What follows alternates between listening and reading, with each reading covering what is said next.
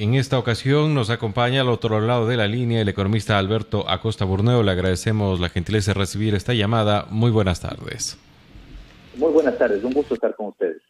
Economista, mucho se dice sobre los acuerdos que habría llegado el Ecuador tras recibir el apoyo del Fondo Monetario Internacional. Ante sus ojos y con el análisis que suele prestar a estos micrófonos, ¿cómo debemos entender los ecuatorianos los diferentes acuerdos y con ellos los ajustes que se han venido y ya se están anunciando vendrán en los próximos meses? Bueno, vemos que el acuerdo con el fondo significa que los ajustes van a empezar. ¿Qué significa? ¿Por qué los ajustes? Porque la economía acumuló durante la última década abundantes desequilibrios. En materia fiscal, un gasto más allá de lo que era sostenible. Y para sostener ese nivel de gasto, lo que se hizo es que el país entró en una etapa de agresivo endeudamiento desde 2013. Eso ya no es sostenible, ya no tenemos quien nos preste al mismo ritmo. Y entonces el Ecuador tiene que acudir al Fondo Monetario Internacional para obtener financiamiento y de esa manera poder suavizar el inevitable ajuste. Entonces, ¿qué implica el acuerdo con el fondo? Implica, por el lado fiscal, que el Estado va a tener que empezar a poner en orden las cuentas. Por el lado productivo, significa también que hay que buscar mejorar la competitividad. El país es un país caro para producir, caro para consumir, y ese es un desafío para el sector productivo que ve con dificultad cómo puede competir con productos de otros países. Entonces, el acuerdo con el fondo lo que implica es que el gobierno está decidido a tomar los correctivos porque las alternativas se le estaban acabando. No podíamos seguir con la estrategia de vivir de la deuda, porque eventualmente lo que no podemos olvidar los ciudadanos es que las deudas del Estado las pagamos los ciudadanos vía futuros impuestos. No hay otra alternativa. Economista, quienes no están de acuerdo con este convenio, con lo que solicita el Fondo Monetario Internacional, dice que como país perdemos la autonomía sobre nuestras propias regulaciones, sobre el destino y cómo queremos manejar precisamente la economía interna. ¿Qué opina usted? ¿Estamos cediendo quizás un espacio a entidades internacionales cuando hemos tratado de buscar ser autónomos?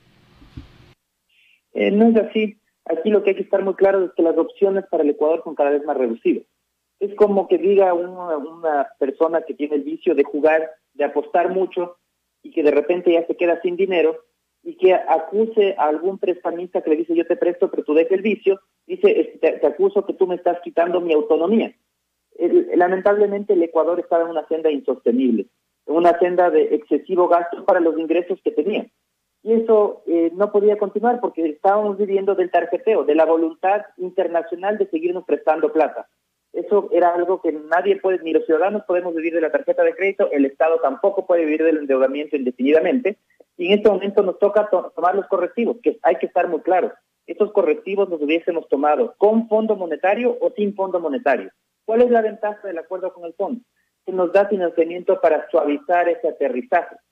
Pero sin fondo monetario igual hubiésemos tenido que tomar esos correctivos, con la diferencia que probablemente los correctivos debieron tomarse más fuertemente, de una manera más rápida, porque no hubiéramos tenido quien nos preste para seguir suavizando el ajuste. Entonces hay que estar muy claros que el acuerdo con el fondo lo que permite es suavizar ese ajuste, pero de ninguna manera permite evitar el ajuste, y hay que estar todavía más claros en el tema de que el ajuste no es consecuencia del fondo monetario.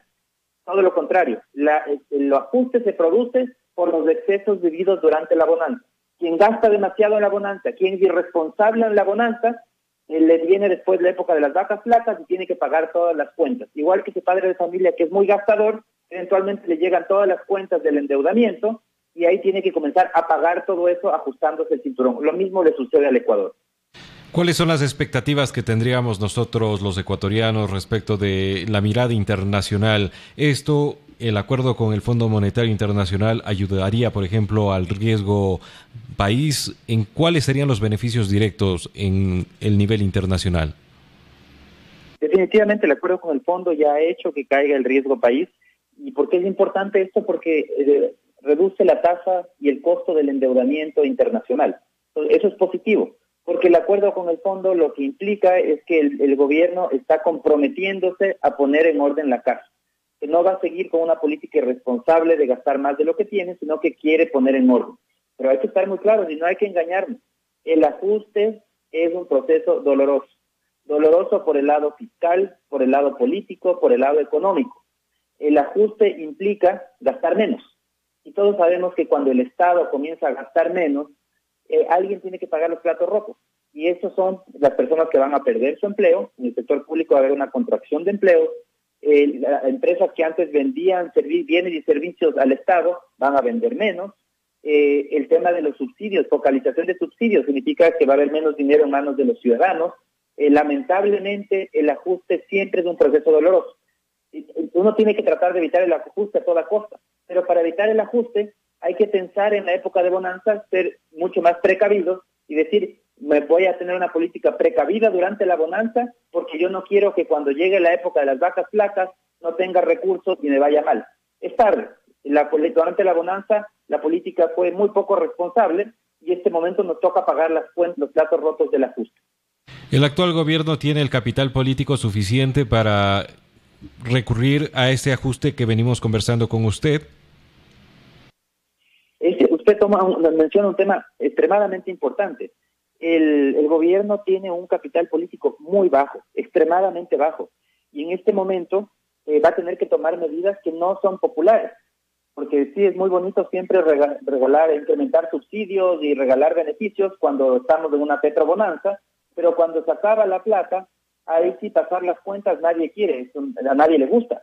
Y en este momento lo que tiene que hacer el gobierno y lo que se ha comprometido a hacer el gobierno es reducir el pago de sueldos y salarios alrededor de 1 punto del PIB, reducir la compra de bienes y servicios alrededor de 0,7 del PIB, reducir subsidios, también un monto importante, 2,1 puntos del PIB, es un monto importante, y reducir gastos de capital o inversión en 1 punto. Entonces este momento lo que tiene que hacer el gobierno son tomar algunas medidas que no van a ser fáciles de conseguir por el bajo capital político, empezando porque este año tiene el compromiso de aprobar una reforma tributaria que lo que busca es incrementar los impuestos en alrededor de las recaudaciones de aquí hasta el 2021 en alrededor de 1.500 millones de dólares.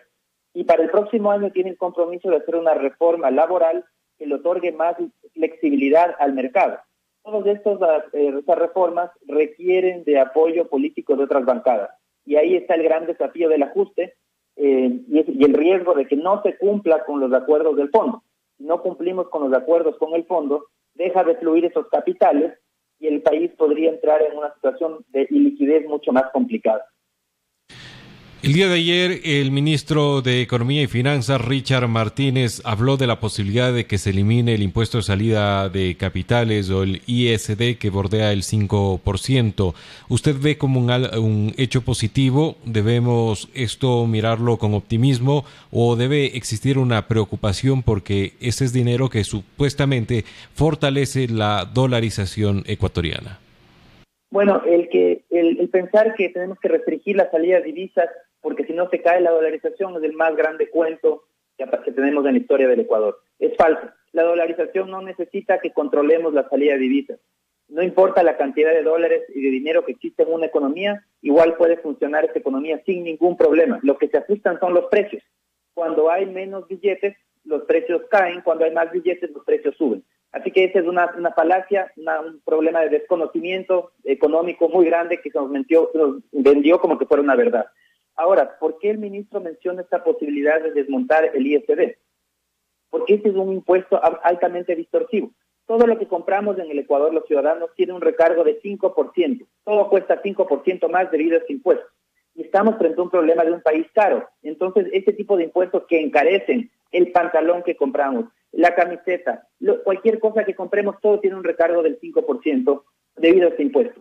Entonces, en una situación de un país caro, hay que ir eliminando ese tipo de impuestos que encarecen al país. ¿Por qué lo menciona ahora el ministro como una opción? Porque en la reforma tributaria que se tiene que aprobar este año, el objetivo de la reforma es incrementar la recaudación.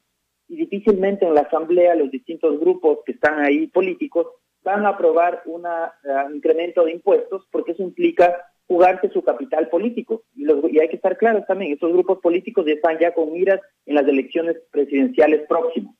Entonces, probablemente lo que creo que va a pasar en la Asamblea es que el gobierno va a negociar y va a decir, yo reduzco el ISD, pero usted apruébeme aumentar la recaudación en tal o cual impuesto.